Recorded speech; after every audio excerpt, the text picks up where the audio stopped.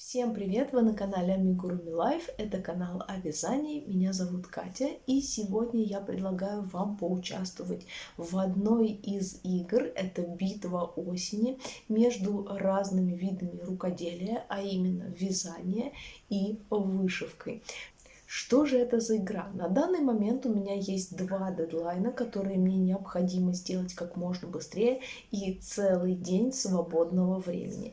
Я предлагаю вам поучаствовать в битве между вязанием и вышивкой, поболеть за одного из участников и узнать, выиграет ли он в конце дня свое сражение. Для каждого вида рукоделия я возьму определенного участника и с помощью колеса фортуны буду выбирать, какой вид творчества мне делать, вышивать или вязать. Для этого я определяю целых 2 часа. После этого начинается новый раунд, я опять кручу рулетку, смотрю, кто же выпадает мне, и продолжаю работать. И в конце дня я вам покажу, сколько каждый участник смог занять моего времени и какой результат у меня в итоге получился. Надеюсь, что результат будет замечательный и продвижения будут достаточно большие. Если вы захотите устроить такую битву между своими участниками на своем канале, я буду только рада. Крайне буду благодарна, если укажете ссылочку на мой канал в своих видео. Ну а теперь переходим с вами к битве. Я хочу вам представить участников сегодняшней игры. И в красном углу у нас будет с вами фаворит этого канала. Конечно же, это одна из вязаных игрушек, которую мне необходимо доделать как можно быстрее. Этот участник уже давно живет на моем канале, и если вы со мной достаточно давно, то вы его прекрасно помните из марафона «Связать все», играем в кубик.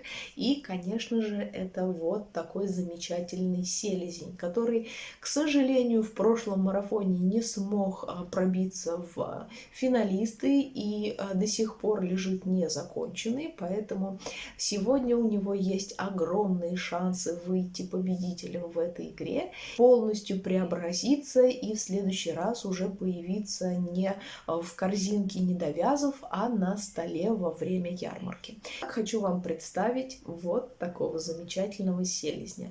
Все, что ему нужно для победы, это всего лишь 2 крыла, а также плащ, чтобы он не замерзнул в это осеннее время года. Ну и, конечно же, не промок, потому что дожди осенью бывают очень часто. Ну а во втором углу, в синем, у нас будет сегодня участник, который совершенно случайно пришел на мой канал и прижился на нем достаточно хорошо.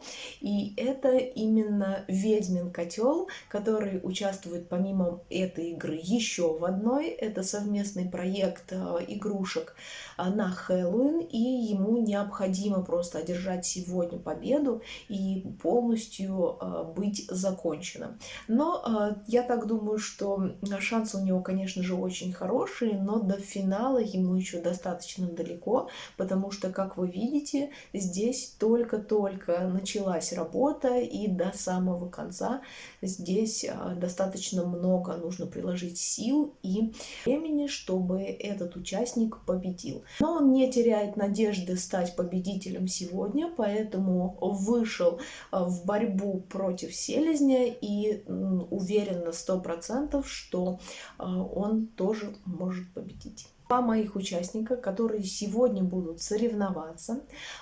Пишите в комментариях, за кого вы будете болеть. За селезня, но я так думаю, что, скорее всего, большинство выберет именно его, потому что все-таки канал посвящен вязанию, и это прям прямой фаворит для победы. Но, может быть, все-таки найдется несколько человек, которые будут болеть за Ведьмин котел и пожелают ему удачи, потому что она ему просто необходима. Поддержка болельщиков очень нужна участнику в синем углу. Вы пишите свои комментарии внизу, за кого вы сегодня будете болеть. Как вы думаете, кто первый придет к финишу, селезень или котел?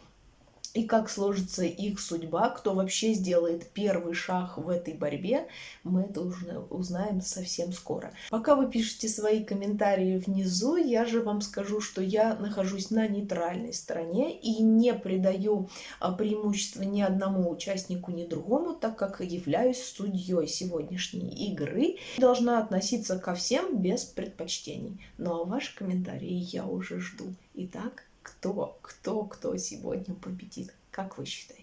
В нашей игре будет сегодня от 3 до 5 раундов, смотря по времени, как я уложусь, смогу ли я провести все 5 раундов, каждый, если по 2 часа, это 10 часов, ну, будем стараться. А если же я все-таки не успею, потому что сейчас уже время обед, то значит будет 3 раунда. Посмотрим, как будет проходить. Итак, давайте же узнаем, кто сделает первый шаг и откроет первый раунд в нашей битве. Итак, для того, чтобы определить, кто из игроков начнет сегодняшнюю игру, я в колесе фортуны написала название вышивка и вязание в 6 полях. И сейчас мы будем с вами крутить и посмотрим, кто же все-таки будет первым сегодня. Займет первые 2 часа моей работы. Итак, поехали.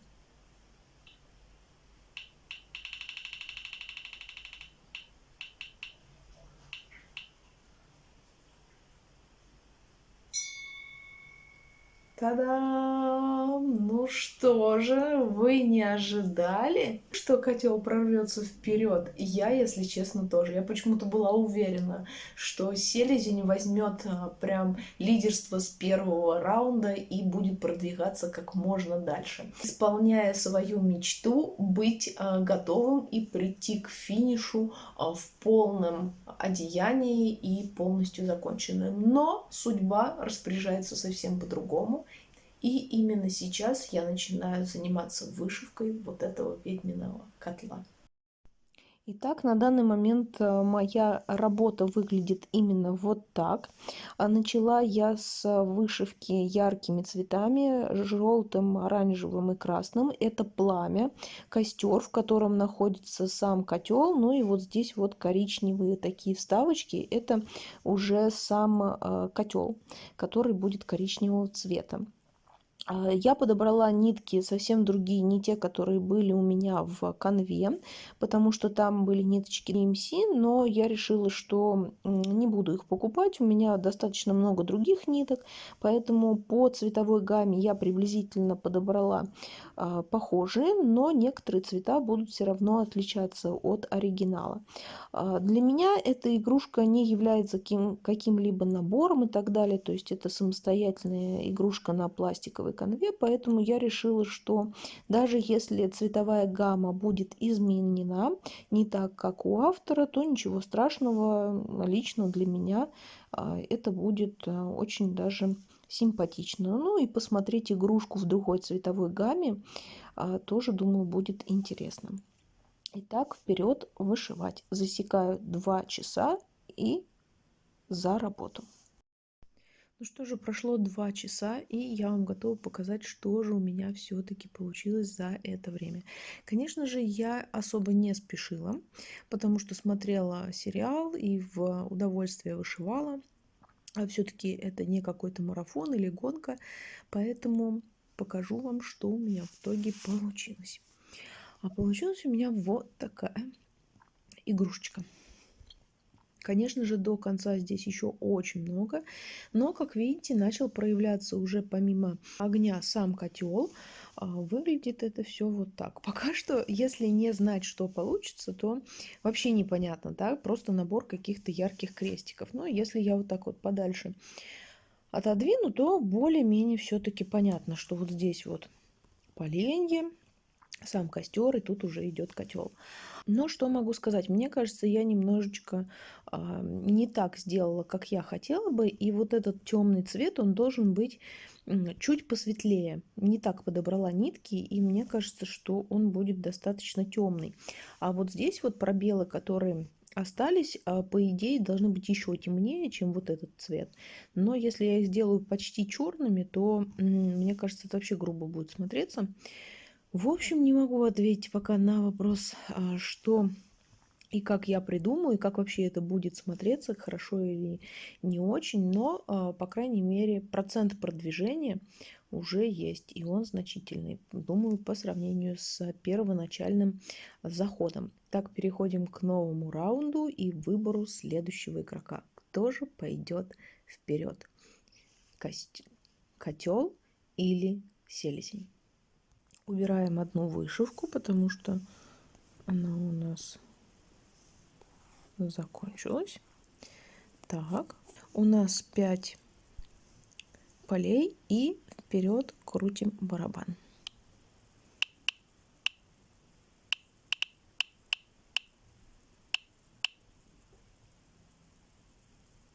Ну как так-то? Как так? Вязание намного больше, чем вышивки. Ну что же, придется продолжать котел.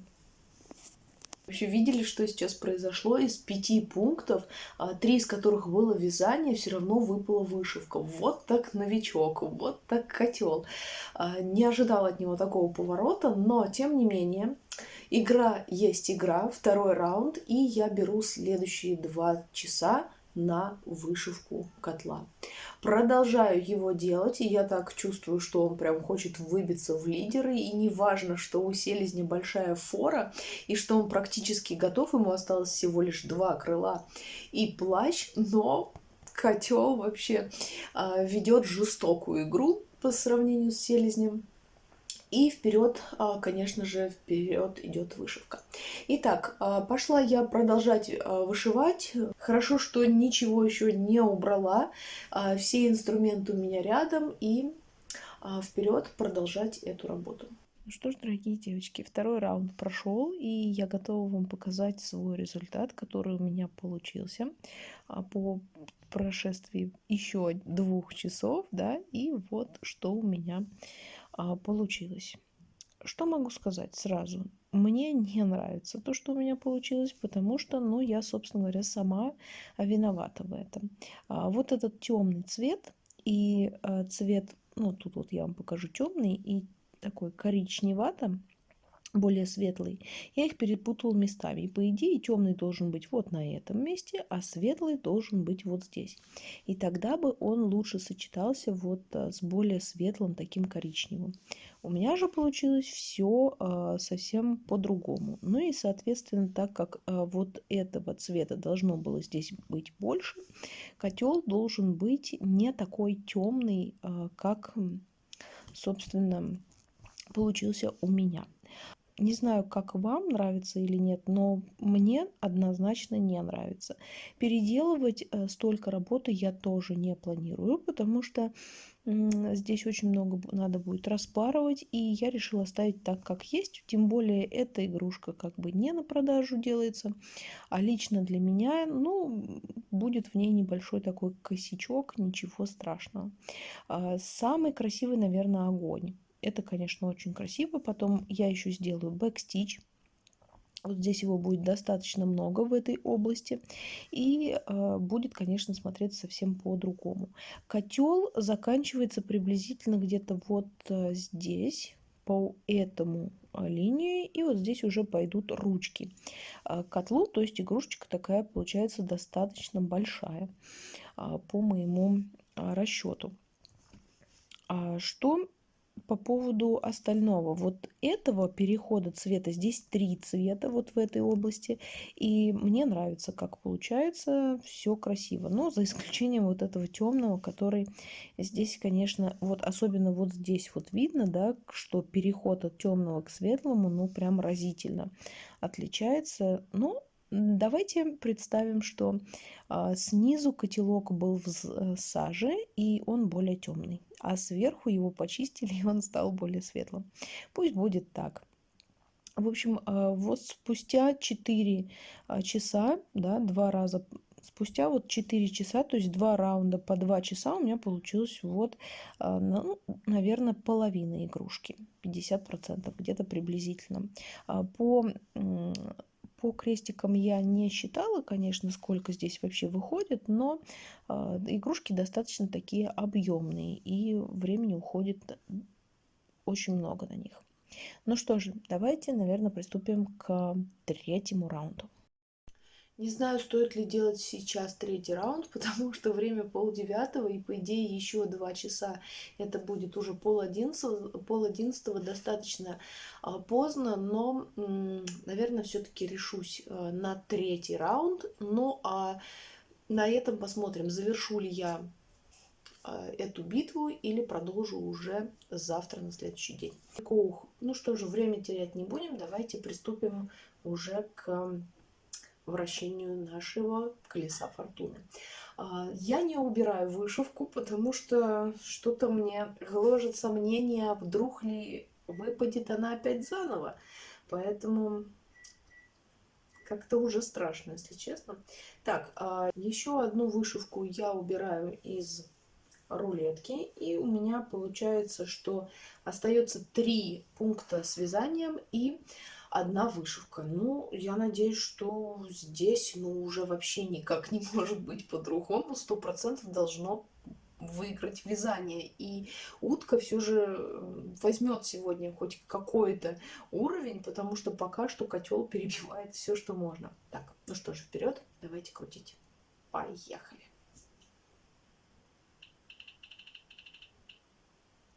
И та-дам! Ну, вязание, конечно, выиграло, потому что все-таки его значительно больше. Что ж, девочки, наконец-то селезень взял себя в руки и решил, что пора выступить в конце уже дня, в самый вечер. Днем он почему-то не хотел создаваться, но это его право, конечно, поэтому сейчас я убираю вышивку, достаю темно-коричневую пряжу и начинаю вязать крылья нашей утки. Ну и плюс мне еще надо будет создать ему плащ. Как я его буду создавать, я пока еще не знаю, потому что я даже не придумала для этого схемы. По-моему, кто-то там снизу пробирается ко мне в помощники. Давайте посмотрим. Ты кто такой? Кто дочь моя пришла? Кто моя дочь пришла? Ты что? Да. Бусинка мне сегодня помогает. Все, ей некогда, она следит за порядком. Так, время на часах 8:30. Я отсчитываю 2 часа и вперед вяжем селезня. Итак, что же по поводу моего селезня? На данный момент он выглядит вот так. Я немножечко протонировала ему клюв, глаза. И вот здесь вот тоже немножечко рот протонировала потемнее, чтобы как-то более естественно это выглядело. Что мне осталось ему довязать? Так это крылья и, по идее, сделать какую-нибудь одежду. Планировала я сделать плащ, но вот даже не знаю, что у меня навеет, какое будет вдохновение, я пока еще не решила. Но доделать в любом случае эту игрушку нужно, потому что лежит она у меня уже давно, наверное, с весны, может быть, с марта или с апреля. И, конечно же, хочется уже убрать ее из недовязов и вернуть в такую корзинку с готовыми работами.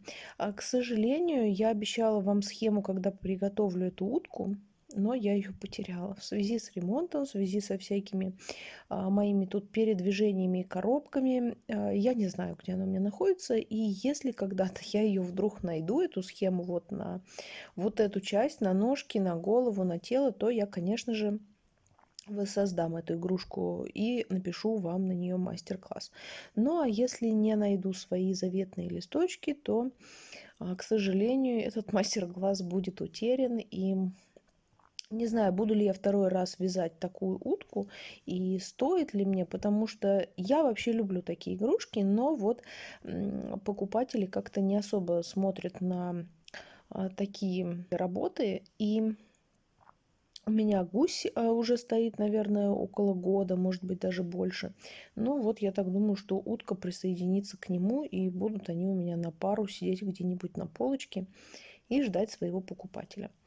В общем, вот такие у меня продвижения по этому утеночку, да, вот такие лапочки у него, симпатичный клювик. Вязала я эту игрушку совместно с созданием нескольких видов пряжи. То есть здесь у меня джинс, лапки и клюв это газал, и сама голова это детская новинка. В общем, вот такая сборная солянка у меня получилась. Ну, это все потому, что были остаточки и хотелось что-то вот такое связать интересное. Так, ну что же, впереди у меня вязание крыльев. Я бегу браться уже за крючок, и у меня вообще крючок сломался. Если вы смотрели мой влог «День со мной», то вы помните, что у меня крючок сломался, но вот именно эту игрушку я вязала крючком номер 2, это я прекрасно помню, а он у меня живой, и с ним все прекрасно. Поэтому беру крючок и начинаю вязать игрушку. Ну, а как только у меня будет возможность к вам подключиться, закончатся 2 часа или будет что-нибудь интересненькое вам показать, то я моментально, конечно же, к вам подключусь и сразу же все расскажу.